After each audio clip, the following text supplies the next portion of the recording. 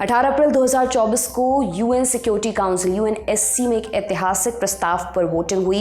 ये प्रस्ताव फिलिस्तीन को यूएन की फुल मेंबरशिप देने से जुड़ा था। फिलिस्तीन को फिलहाल नॉन मेंबर ऑब्जर्वर स्टेटस मिला है। वो यूएन की डिबेट्स में तो हिस्सा ले सकता मगर वोटिंग नहीं कर सकता। फुल मेंबर बनने के लिए यूएनएससी की सहमति और जनरल असेंबली में 2/3 सदस्यों का समर्थन जरूरी होता है। यूएनएससी में 15 सदस्य होते हैं, 10 अस्थायी और 5 स्थायी। 5 स्थायी सदस्यों के पास वीटो का अधिकार है। यूएनएससी में किसी प्रस्ताव पर मुहर लगाने के लिए 15 में से 9 सदस्यों का साथ चाहिए, लेकिन अगर एक भी स्थायी सदस्य ने वीटो किया तो प्रस्ताव अपने आप गिर जाता है। एक वीटो 14 हाँ पर भारी पड़ जाता है। 18 अप्रैल को भी ऐसा ही हुआ। 12 देशों ने प्रस्ताव के समर्थन में वोटिंग की। ब्रिटेन और स्विट्जरलैंड ने एब्सटेन किया। लास्ट में अमेरिका ने वीटो कर दिया। इसके साथ ही प्रस्ताव वहीं पर फेल हो गया। जनरल असेंबली में जाने की नौबत ही नहीं आई। अब यहाँ पर एक सवाल उठता है कि अमेरिका तो फिलिस्तीन स्टेट की स्थापना का समर्थन करता, फिर उसने वीटो क्यों किया? अमेरिका का मत रहा है कि फिलिस्तीन स्टेट की स्थापना इजराइल और फिलिस्तीन के बीच बातचीत और शांति समझौते के बाद होनी चाहिए। The United States continues to strongly support a two-state solution. This vote does not reflect opposition to Palestinian statehood, but instead is an acknowledgement that it will only come from direct negotiations between the parties. America के veto पर किसने क्या कहा? फिलिस्तीनी authority को फिलिस्तीन का आधिकारिक प्रतिनिधि माना जाता है। उसने कहा यह अनैतिक और अन्यायपूर्ण है। यूएन में फुल मेंबर बनने के बाद वो अंतर्राष्ट्रीय संस्थाओं का सदस्य बन सकता था, अंतर्राष्ट्रीय मंचों पर ज़्यादा अधिकार और बेहतर ढंग से अपनी आवाज़ उठा सकता था। इजिप्ट बोला ये यूएन सिक्योरिटी काउंसिल की नाकामी दिखाता है। हमास ने अमेरिका की आलोचना की है। इसराइल ने क्या कहा?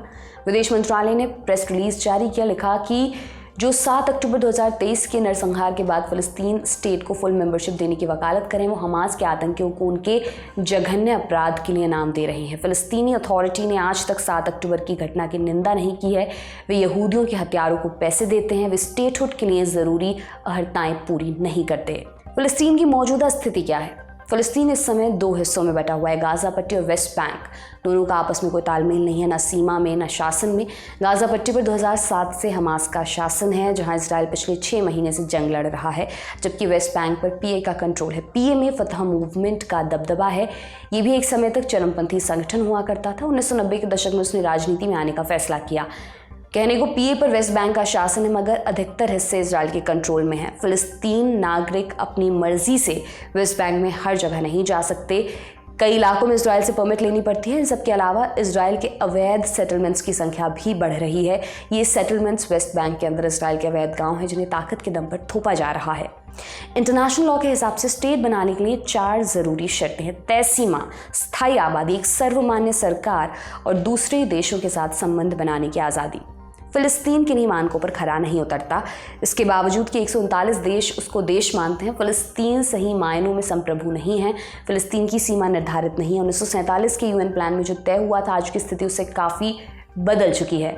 आबादी की अगर बात करें तो जितने लोग वेस्ट बैंक और गाज़ा में रहते हैं, उससे ज़्यादा फिलिस्तीनी दूसरे देशों में शरणार्थी हैं। फिलिस्तीन में कोई सर्वमान्य सरकार भी नहीं है। वेस्ट बैंक में पीए का शासन है, मगर पूरे इलाके पर नहीं।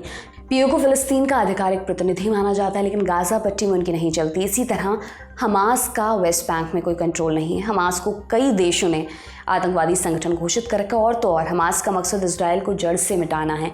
ऐसे में 2 स्टेट सोल्यूशन की थ्योरी खत्म हो जाती है। ये क्या कहती है? 2 संप्रभु देशों का सह अस्तित्व, यानी जब कभी बात बने, इजराइल और फिलिस्तीन संप्रभु पड़ोसी देशों की तरह रहें।